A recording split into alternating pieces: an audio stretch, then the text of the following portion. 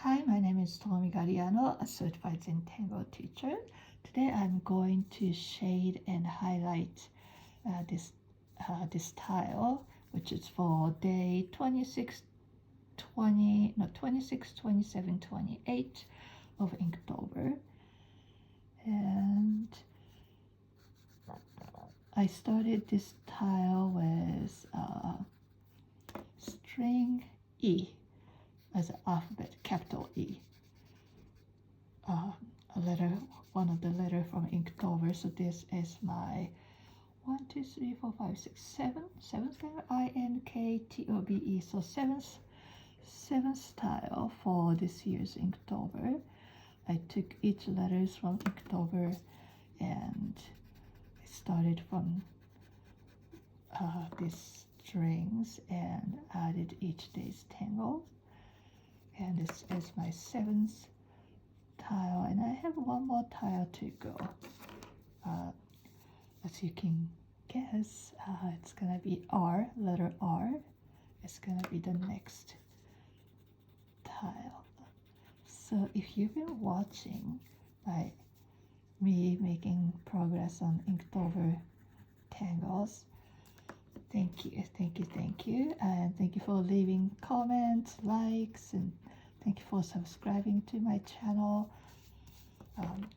This is something I'm doing for myself, but also to community to give some ideas. I know some tangles, some tangles are just very straightforward. You can just see it and figure it out, or some tangles you need a little help from the step out, and some tangles are just little complicated. Not too complicated, but each of us sees space differently, and it's just how our brains are wired differently.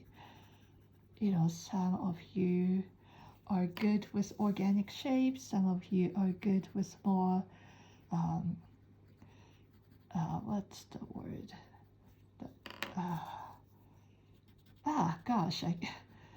The ones with lots of straight lines and corners, geometric tangles. Thank you.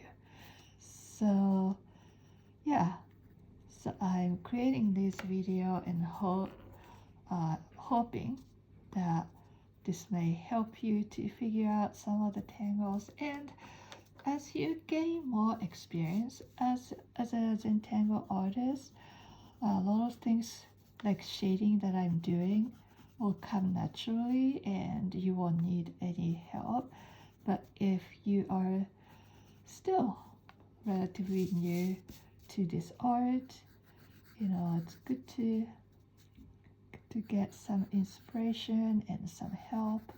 So I'm doing this, I'm creating this video for myself, my record, and also for you. So I'm glad that you're watching, and I hope you enjoy this.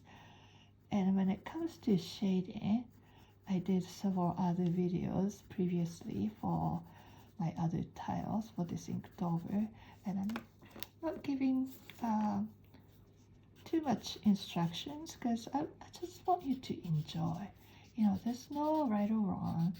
Yes, no mistakes in Zentangle, but sometimes tangles have certain orders that you wanna place your strokes. So yes, there is no mistakes, but it makes it easier if you know the proper way to do it. But when it comes to shading, there's a lot of freedom. There's no right or wrong. There's definitely some particular spots that I shade, which one is when there's lots of lines coming together like here, and when there's layering, one is coming on top of the other, one shape or one line is coming on top of the other. I definitely add shading, but other than that, I completely ignore like traditional shading rules or light source, direction of light, and all that kind of stuff. I mean, it's fun to learn about traditional shading, but it can be really um, demanding because it really is dictated by certain rules to make things look more real. But Zentangle, we're not drawing anything real. Everything we're doing here is representational. It doesn't exist in real life. So there's lots and lots of freedom in how and where you shade. Few things I always tell my students when I teach them shading is do not shade everything. Okay? I repeat, do not shade everything. You want to leave some parts white. That's very, very important. In order for shading to be effective, you can't make, or you shouldn't make everything gray. You can create gradation of gray, but even the lightest gray is still not as bright as white.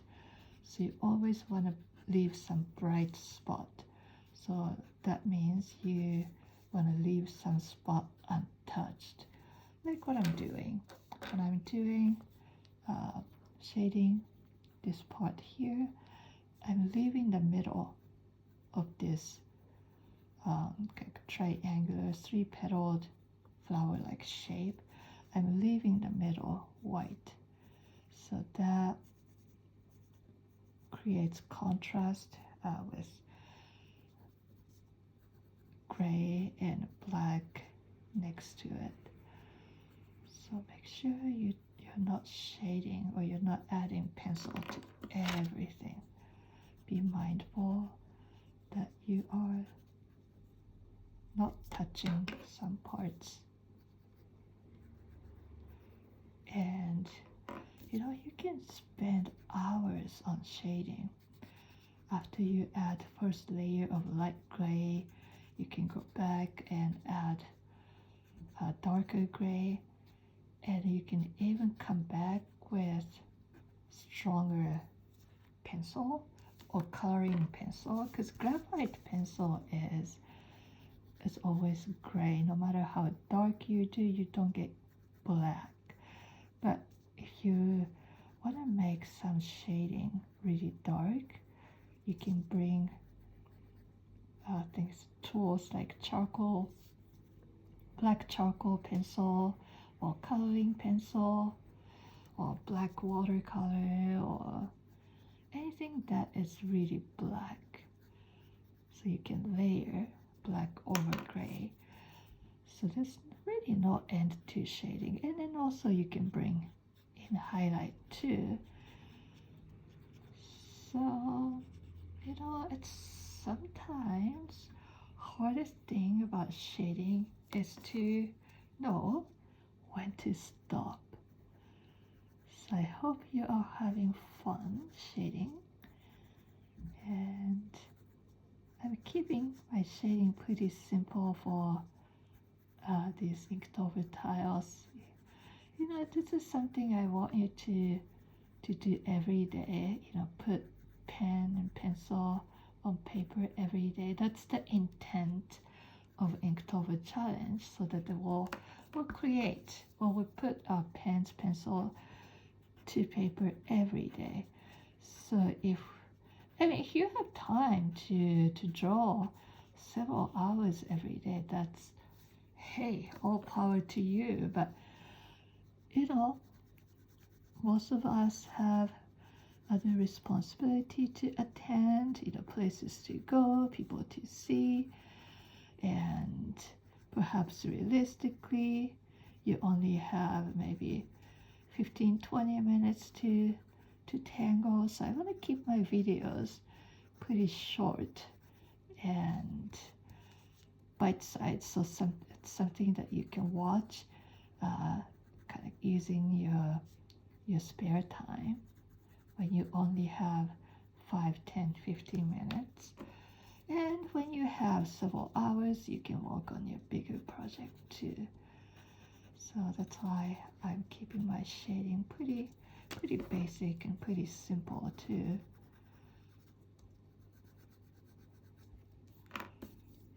And first few tiles I added colors too, but after I'm doing few, I realized, you know what, I like black and white. I mean, it's fun to add colors, but I really do like black and white when it comes to Zentangles. I'm only using graphite pencil, and perhaps sometimes I bring black coloring pencil and charcoal pencil to create a little more drama, but in most cases I'm just using graphite pencil. One of the things that I like about Zentangle, one of the ideas or concept that Rick and Maria introduced that I like, is this idea of elegance of limit. So you can bring in limitless art supplies, and you can wow people with your collection of colors. But if you learn to tangle or create with only black pen, white paper, and just charcoal pencil and tortillon, like basic Zentangle tool, your art becomes more portable. You know, it's the original intent of these tools.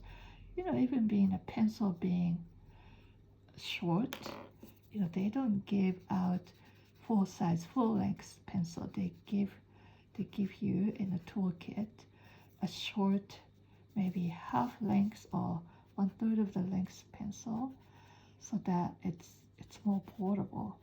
And by limiting your supply becomes more portable, and you can take your art, your meditation practice to anywhere you go. It just fits in a purse, small purse. It fits in a pocket. So I try to stay true to the original intent of Zentangle as much as possible. I do other art too, like watercolor, oil painting, and it's a very different mindset and also tool set compared to what I paint. This is one of the reasons that I'm in love with Zentangle. So I don't want to overcomplicate my Zentangle practice by adding too many things into my practice. So actually, after doing the border, take my little space that I left untouched is I feel it's very efficient, or not efficient, have some nice effect to it. So I'm gonna add my top, and I will start a new tile in my next video with a string R. Thank you for watching. Bye now.